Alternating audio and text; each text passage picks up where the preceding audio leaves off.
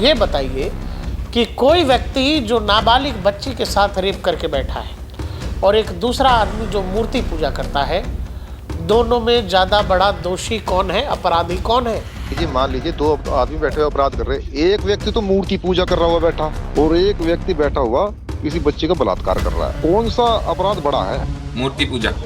उनके दिमाग में वही है, गजवाए हिंद, दारुल इस्लाम, वही मानसिकता, तालिबानी सोच। कैसे हिंदुस्तान में जो उनके मंसूबे हैं पाकिस्तान और बांग्लादेश बनाने का, वो एक जिहादी आतंकवादी से ज्यादा कुछ नहीं है जो अपना आप को प्रीचर कहता है, स्कॉलर कहता है। If hypothetically you rape a girl and you murder her, and if the court of law in this world cannot prove, and then you truly repent, will Allah forgive you? And you say most probably Allah will forgive you, and you're right. वो यहाँ केवल भारत की समस्या नहीं है, Europe के कितने देश हैं, वहां लोग परेशान हैं, इसी वजह से डेमोग्राफी चेंज हो रही है। ये ऐलान करके बाबरी बनाई जाती है क्योंकि यहाँ पर 70% मुसलमान हैं, इसलिए हम बाबरी बना सकते हैं। अयोध्या में मुसलमान कम हैं, इसलिए वहां बाबरी नहीं बन सकती।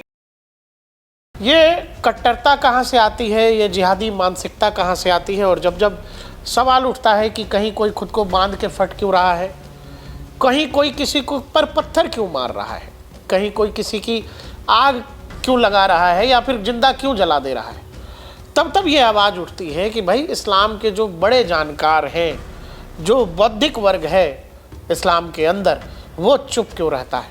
इस्लामी स्कॉलर्स की बात होती है कि भाई जब बड़े लोग हैं, जो बुद्धिजीवी लोग हैं, वो जब बताएंगे तो शायद समाज में चेतना जाएगी। लेकिन फिर इस्लाम के स्कॉलर कैसे हैं, इस्लाम के स्कॉलर कैसे हैं, वो जरा एक बार सुन लीजिए। जी मान लीजिए दो आदमी बैठे हुए अपराध कर रहे हैं, एक व्यक्ति तो मूर्ति पूजा कर रहा हुआ बैठा और एक व्यक्ति बैठा हुआ किसी बच्चे का बलात्कार कर रहा है, तो कौन सा अपराध बड़ा है? मूर्ति पूजा। बस ये देखना था जी। धन्यवाद मुफ्ती साहब।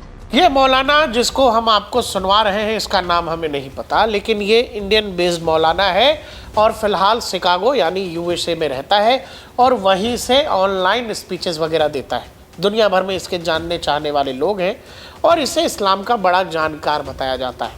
ऑनलाइन एक प्रीच में इससे एक दर्शक ने पूछा कि मौलाना साहब ये बताइए कि कोई व्यक्ति जो नाबालिग बच्ची के साथ रेप करके बैठा है और एक दूसरा आदमी जो मूर्ति पूजा करता है, दोनों में ज़्यादा बड़ा दोषी कौन है, अपराधी कौन है? मौलाना साहब कह रहे हैं कि अपराधी वो है जो मूर्ति पूजा कर रहा है। हमारे साथ राहुल जी हैं। अभी अभी हमने देखा कि एक डॉक्टर जो है, जो यही दिल्ली में डॉक्टर उमर, और वो पूरा गैंग डॉक्टर्स का कि किस तरह से देश में के अलग अलग हिस्सों में 6 दिसंबर को ब्लास्ट करना चाह रहा था। उमर चूँकि पकड़ा जाता है इसलिए उसने खुद को जल्दबाजी में उड़ा लिया। राहुल जी, तो मौलाना साहब जिन पर ये है कि भाई समाज को एक नई दिशा दिखाएं, समाज में ज्ञान की रोशनी फैलाएं, वो तो कह रहे हैं कि नहीं मामला एकदम ठीक है, जो पूजा पाठ कर रहा है वो ज़्यादा बड़ा, मतलब काफिर जो है वो ज़्यादा बड़ा अपराधी है, जो रेप किया वो सब सामान्य बात है, कोई बात। अब बड़ा सवाल इसमें ये भी है प्रकाश जी, तो फिर ये कुछ दिनों पहले यहाँ वो आई लव मोहम्मद के पोस्टर लेकर के क्यों चल रहे थे? हाँ, जब मूर्ति पूजा अपराध है तो फिर आप पोस्टर लटका क्यों बन रहे थे अपराधी? क्या कारण था? पोस्टर का क्या काम है भाई? वो भी तो एक मूर्ति ही है एक तरह से अगर देखा जाए। हाँ, तो पोस्टर सिंबॉलिक है भाई, सिंबॉलिक है। और यही उस समय जब बरेली वाले मौलाना का इलाज किया था योगी ने, उन्होंने कहा था, बताया था कि आपके धर्म में तो मूर्ति पूजा नहीं होती है, लेकिन भाई हमारी तो ये परंपरा है, हम तो मूर्ति पूजक हैं, हम तो करेंगे, इसमें किसी को क्या एतराज होना चाहिए? हम आपको मना नहीं करते हैं, जो जगहें हैं जाकर के आप कीजिए, वहाँ जो भी आपको नमाज पढ़नी है आपकी भाषा में, मतलब जो पूजा पाठ जो होती होगी, हमारी भाषा में पूजा पाठ होती है। तो योगी ने तो यही कहा कि हमें तो फक्र है उस बात पर, इसमें हमें कोई किंतु परंतु है नहीं, और ये जो हमारी संस्कृति है, विरासत है, उस पर गर्व है। लेकिन सवाल बड़ा ये है कि आप, क्योंकि देखिए जो भी मूर्ति पूजा कर रहा है इसका मतलब है कि वो सनातनी है, हिंदू धर्म को मानने वाला है। अगर आप उसको ये कह रहे हैं कि सबके सब अपराधी हैं, क्योंकि देखिए एक नाबालिग, वो क्रिश्चियंस को भी अपराधी मानते हैं। हाँ, मैं वही कह रहा हूं कि अगर एक नाबालिग बच्ची जिसके साथ में कुछ दुराचार होता है, आप देखिए कितना बड़ा अपराध है, उससे बड़ा अपराध अगर मूर्ति पूजा करना है किसी के दिमाग में, तो फिर आप उस कट्टरपंथ वाली सोच का अंदाजा लगा सकते हैं कि वो कितनी घातक है, कितनी खतरनाक है। ये जो डॉक्टरों की फौज अभी दिल्ली में जो वो फटा उमर, उसके साथी जो थे वो अलग अलग देश में अलग अलग जगहों पर वो क्या करना चाहते थे, वो क्या था? अभी तक तो हम ये जानते थे ना कि जो पढ़े लिखे नहीं होते, अशिक्षित हैं, वो जाकर के फटते हैं। जो फटने से कुछ घंटों पहले एक वीडियो जारी करता है और कहता है कि अरे देखिए ये हो सकता है कि नहीं हो सकता, तमाम तरह की बात वो कर रहा था। लेकिन वो बड़ी बात नहीं है, वो बकवास थी, बकवास सुनने की कोई किसी को इच्छा नहीं है। लेकिन बात यह है कि उसने किया क्या, वो करना क्या चाह रहा था। क्योंकि जैसे कि मैंने कहा कि हमने तो ये सुना था कि भाई साहब जो अशिक्षित लोग हैं वो ऐसा करते हैं, उनमें दिमाग नहीं है। ये इतने पढ़े लिखे लोग जो बेहतरीन सैलरी लाखों कमा रहे हैं महीने के, फराटेदार अंग्रेजी बोल रहे हैं। अंग्रेजी बोलना हमारे समाज में आज माना जाता है प्रकाश जी। जो अंग्रेजी बोलना सीख गया इसका मतलब है कि अरे भाई साहब वो बहुत महान व्यक्ति है। ये जो अंग्रेजों की परंपरा चलती आ रही है और अंग्रेजी में बात कर रहा है, मरने से पहले अंग्रेजी बोल रहा है, लेकिन मर जा रहा है, फट जा रहा है। किस लिए? क्योंकि वो मानसिकता का कोई इलाज है नहीं। ये मानसिकता जो यहाँ हिंदुस्तान में भी ऐसे लोग हैं उनके दिमाग में वही है, गजवाए हिंद दारुल इस्लाम, वही मानसिकता, तालिबानी सोच। कैसे हिंदुस्तान में जो उनके मंसूबे हैं पाकिस्तान और बांग्लादेश बनाने का, अलग अलग आप देखिए ना, ये लोग कौन कौन परेशान हैं। वो यहाँ केवल भारत की समस्या नहीं है, यूरोप के कितने देश हैं वहां लोग परेशान हैं। इसी वजह से डेमोग्राफी चेंज हो रही है और जहां डेमोग्राफी चेंज होती है वहां ये ऐलान करके बाबरी बनाई जाती है, क्योंकि यहां पर 70% मुसलमान हैं, इसलिए हम बाबरी बना सकते हैं। अयोध्या में मुसलमान कम हैं, इसलिए वहां बाबरी नहीं बन सकती। अब आप सोच लीजिए, आप कल्पना कर लीजिए, है क्या मानसिकता, क्या है? देखिए, ऐसे बयान अगर किसी जो सनातनी है उसके मुंह से अगर निकल जाए, वो अगर ऐसा कह दे क्योंकि भाई साहब यहां पर हिंदू हैं, यही कह दिया था लोगों ने जब वो जज साहब के अगेंस्ट में ये महाभियोग लाने के लिए पहुंच गए थे भाई साहब, तो लोगों ने यही कह दिया था कि भाई साहब हिंदुस्तान में दीप नहीं जलेगा तो फिर कहां जलेगा।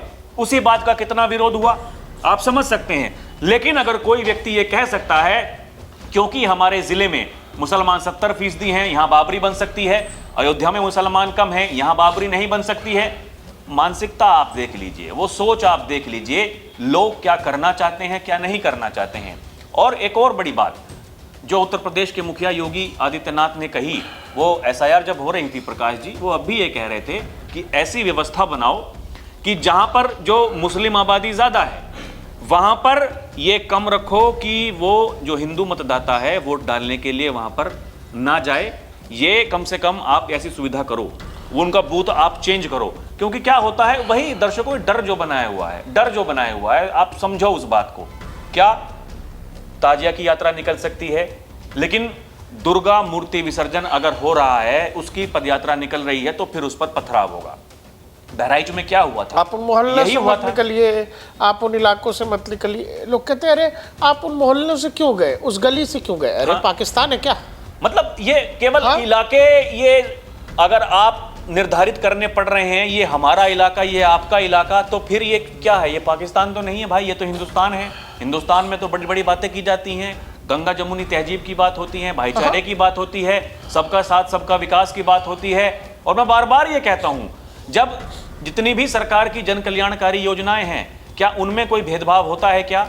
अगर कोई ये सिद्ध कर दे तो फिर आप बताइए, अगर कुछ ऐसा है तो हमें कमेंट करके बताइएगा। कहीं किसी को जन कल्याणकारी जो योजनाएं हैं उनमें अगर फायदा नहीं मिल रहा है तो फिर समस्या हो सकती है। समस्या कहीं नहीं है, समस्या केवल मूल सिद्धांतों में है, समस्या केवल उस मानसिकता की है, उस कट्टरपंथ सोच की है, जिसमें यह कहा जाता है कि नाबालिग लड़की से दुराचार करने वाला इंसान वो अपराधी नहीं है, हाँ मूर्ति पूजा करने वाला जो इंसान है वो अपराधी है। दर्शकों एक चीज समझो, जिस समय ये व्यक्ति को हमने आपने को सुनवाया, ट्विटर पे बड़ा वायरल है, इसी देश में अभी भी लोगों को ये लगता है कि इस देश की सरकार और एजेंसीज बेकार में the great scholar, the great Islamic scholar the Zakir Naik के पीछे पड़ी है। वो एक जिहादी आतंकवादी से ज़्यादा कुछ नहीं है जो अपना आप को प्रीचर कहता है, स्कॉलर कहता है।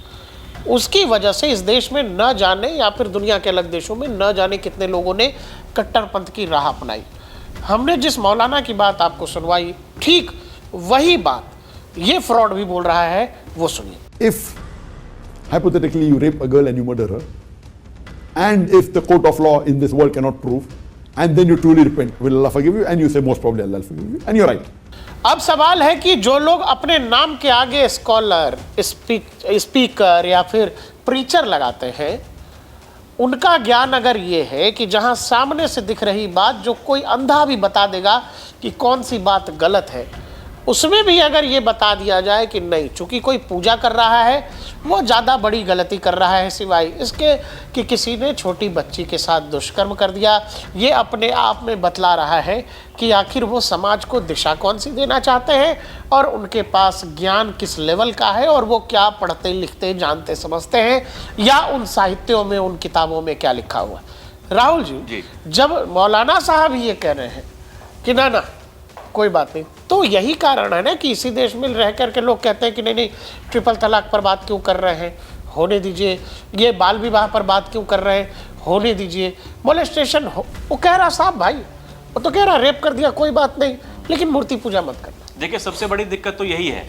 दो बातें होती हैं। जैसे हम हैं भाई, हमें किसी से कुछ सीखने की जरूरत है नहीं, हम जो देख रहे हैं जो हो रहा है समाज में उसके बिहाफ पर बात करते हैं, लोगों की धारणा क्या है, लोगों की सोच क्या है।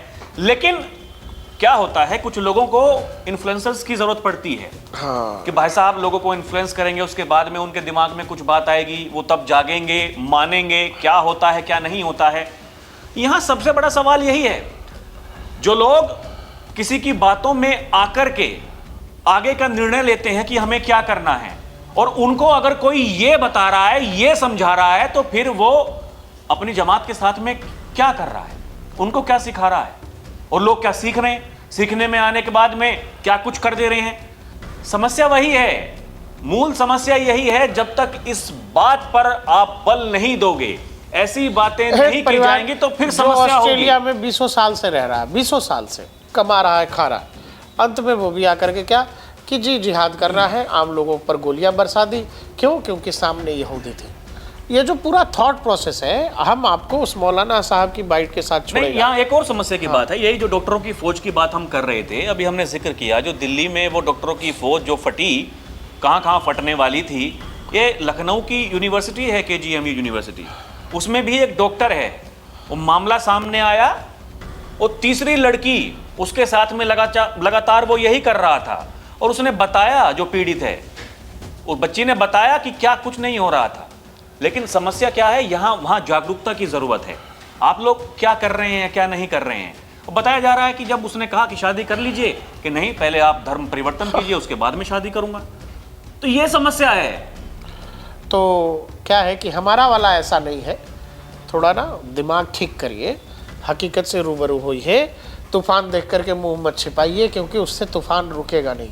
हम आपको मौलाना साहब के महान ज्ञान के साथ छोड़े जाते हैं। मौलाना साहब के ज्ञान पर, मौलाना बोलना ठीक है कि ये तो मौलाना साहब क्या बोलेंगे, आप इनके ज्ञान पर जो कुछ आपको समझ आता हमें कमेंट सेक्शन में भी बताइएगा कि आखिर पूजा करना या मूर्ति के सामने अपना जो भी आपका आप धर्म को मानते हैं उसको फॉलो करना, ये बड़ा अपराध है कि आप किसी का दुष्कर्म कर दें, वो फिर भी साधारण है।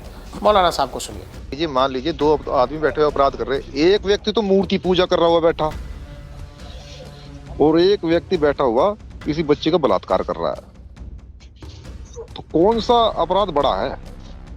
मूर्ति पूजा।